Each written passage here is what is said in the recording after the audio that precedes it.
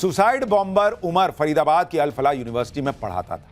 इसे लेकर भी नया खुलासा हुआ कि कैसे उमर ने यूनिवर्सिटी में पढ़ाने के दौरान अपना टेरर नेटवर्क खड़ा करने का काम किया।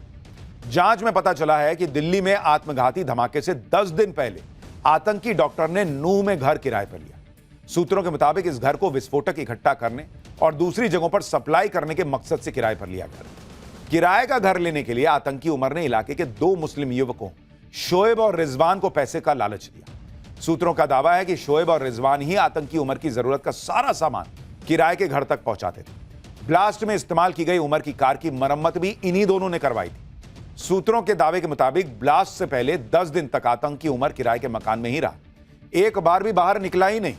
यह भी खुलासा हुआ है कि आतंकी डॉक्टर और पढ़े लिखे युवाओं को अपने टेरर नेटवर्क से जोड़ने में जुटा रहा।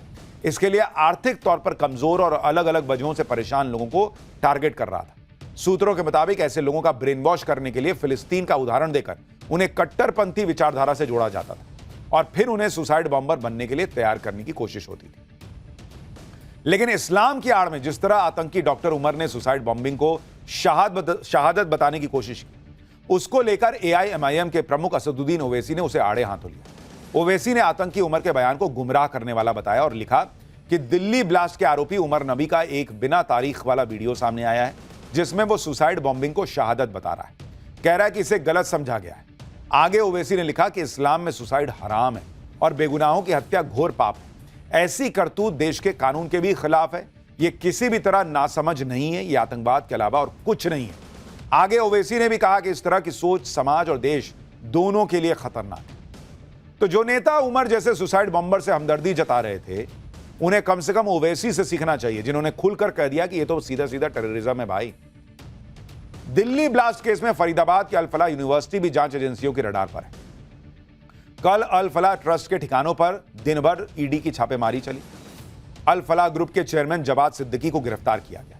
शुरुआती जांच में पता चला है कि अल फलाह यूनिवर्सिटी ने धोखाधड़ी से 400 करोड़ से ज्यादा की कमाई की। एक तरफ अल फलाह यूनिवर्सिटी पर एक्शन हो रहा है, वहीं दूसरी तरफ यूनिवर्सिटी के तार टेरर मॉड्यूल से जुड़ने के बाद वहां भगदड़ मच गई। अल फलाह यूनिवर्सिटी के faculty members, doctor, paramedical staff और मेडिकल स्टूडेंट का पलायन शुरू हो गया है। बदनामी के डर से मेडिकल स्टूडेंट के पेरेंट्स आकर अपने बच्चों को लेके जा रहे हैं। दावा है कि यूनिवर्सिटी के कई स्टाफ मेंबर्स यूनिवर्सिटी प्रशासन को अपना रेजिग्नेशन भेज चुके हैं। इस बीच दिल्ली ब्लास्ट की जांच में जांच एजेंसियों को उस वक्त एक और बड़ी कामयाबी मिली जब यूपी में सहारनपुर के पास देवबंद से दिल्ली पुलिस के स्पेशल सेल और यूपी ATS ने अल फलाह यूनिवर्सिटी के मेडिकल स्टूडेंट को डिटेन किया। यह छात्र आतंकी उमर का करीबी बताया जा रहा है। सूत्रों के मुताबिक आतंकी उमर के मोबाइल फोन से इसका नंबर मिला और दोनों के बीच व्हाट्सएप पर चैट होने के सबूत मिले। लगातार हो रहे खुलासों के बीच यूपी ATS ने जांच का दायरा भी बढ़ा दिया।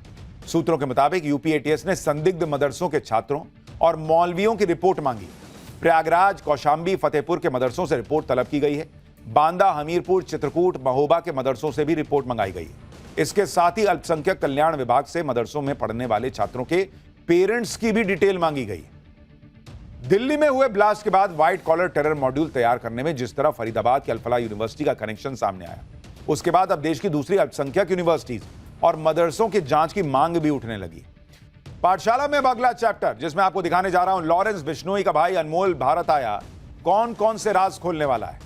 बाबा सिद्दीकी मर्डर से लेकर सिद्धू मूसेवाला, लॉरेंस का सबसे बड़ा राज क्या खुलने वाला है, अब इसका चैप्टर। गैंगस्टर लॉरेंस बिश्नोई जो अपराध की दुनिया में बड़ा नाम है, जिसके एक इशारे पर उसके शार्प शूटर्स किसी का भी काम तमाम कर सकते हैं। लॉरेंस बिश्नोई के क्राइम सिंडिकेट पर एक्शन तो पहले से हो रहा है, लेकिन अब लॉरेंस बिश्नोई को बहुत बड़ा झटका लगा है।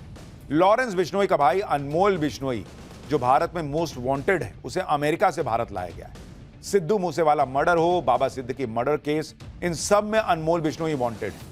इसके अलावा सलमान खान के घर पर जो फायरिंग हुई, उसके पीछे भी अनमोल का हाथ है। सिद्धू मूसेवाला मर्डर केस के बाद से ही अनमोल बिश्नोई फरार था।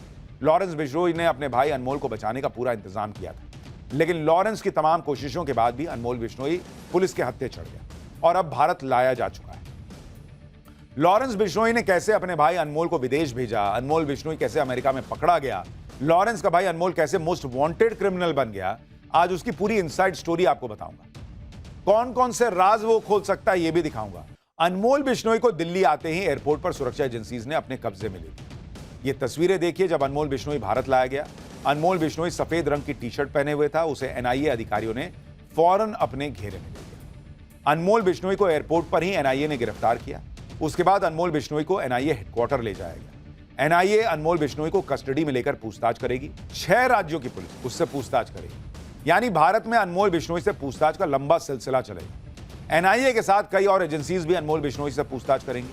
कई राज्यों की पुलिस उसे रिमांड में लेकर पूछताछ करेगी, ये कहा जा रहा है। देखिए, अनमोल बिश्नोई पर वैसे तो कई केस हैं, लेकिन 3 ऐसे मामले हैं जिसने अनमोल बिश्नोई के नाम का खौफ पैदा किया। 29 मई 2022 को पंजाबी सिंगर सिद्धू मूसेवाले की दिन दहाड़े हत्या हो जाती है। इस हत्या में अनमोल बिश्नोई का नाम आता है। इसी हत्याकांड के बाद अनमोल बिश्नोई भारत से फरार होकर अमेरिका भाग गया। 14 अप्रैल 2024 को बॉलीवुड एक्टर सलमान खान के घर के बाहर फायरिंग होती है, जिससे पूरा बॉलीवुड में हंगामा मच जाता है। इस फायरिंग के पीछे भी अनमोल बिश्नोई का हाथ बताया गया। फिर 12 अक्टूबर 2024 को एनसीपी नेता बाबा सिद्दीकी की हत्या हो जाती है। इस हत्या में भी अनमोल बिश्नोई का नाम सामने आया। सिद्धू मूसेवाला मर्डर केस के बाद ही अनमोल बिश्नोई भारत से भाग गया और उसे भारत से भगाने में लॉरेंस बिश्नोई ने उसकी मदद की।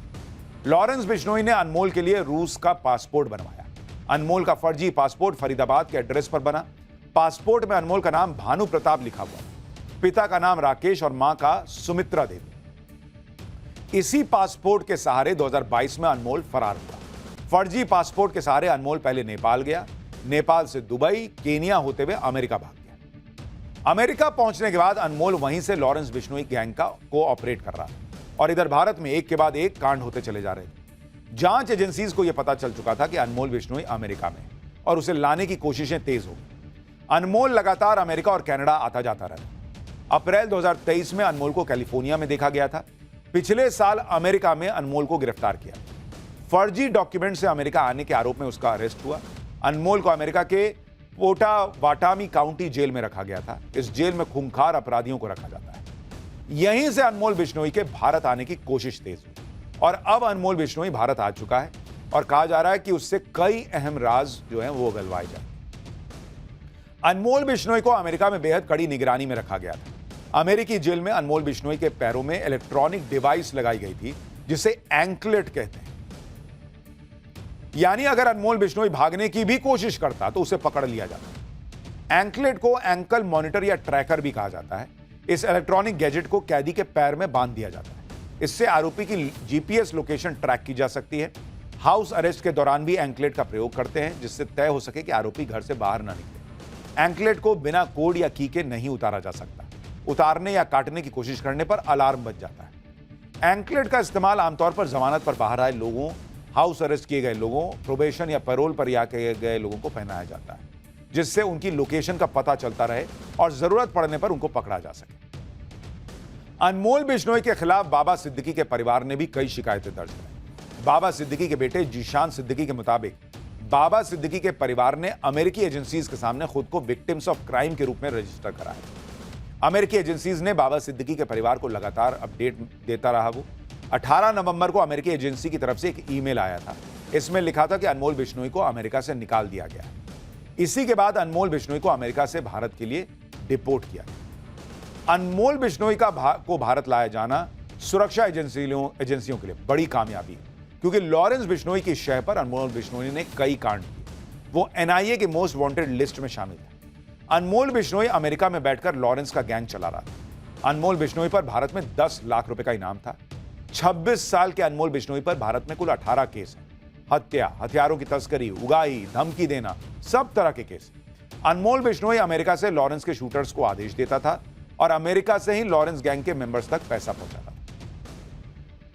अनमोल बिश्नोई भारत में एक बार गिरफ्तार भी हो चुका है और राजस्थान की जोधपुर जेल में सजा भी काट चुका है, जहां से 7 अक्टूबर 2021 को वो जमानत पर बाहर आया था और फिर अमेरिका निकल गया। अनमोल बिश्नोई ने जो अपराध किए हैं उनमें सबसे बड़ा कांड है बाबा सिद्दीकी की हत्या करवाना। 12 अक्टूबर 2024 को यह हत्या हुई थी। मुंबई के बांद्रा के खेरवाड़ी सिग्नल पर बाबा सिद्दीकी की गोली मारकर 3 शूटर्स ने हत्या कर दी थी। बाबा सिद्दीकी के मर्डर की जिम्मेदारी लॉरेंस गैंग ने ली थी और पुलिस ने इस मामले में करीब 26 आरोपियों को गिरफ्तार किया।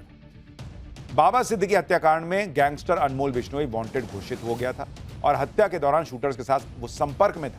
अनमोल बिश्नोई हत्या के बाद एक शूटर ने अनमोल को फोटो वीडियो भेजे। शूटर ने फोटो और वीडियो भेजकर हत्या कंफर्म भी की।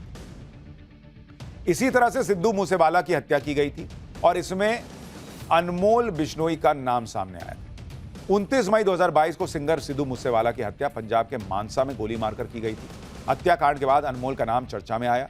लॉरेंस ने तिहाड़ जेल में से मूसेवाले की हत्या की साजिश रची। अनमोल ने गोल्डी बराड़ से मिलकर साजिश को अंजाम दिया। लॉरेंस बिश्नोई का भतीजा सचिन भी हत्याकांड में शामिल था। हत्या को अंजाम देने से पहले मूसेवाला की रेकी की गई थी। रेकी करने के बाद शूटर और हथियारों का इंतजाम हुआ।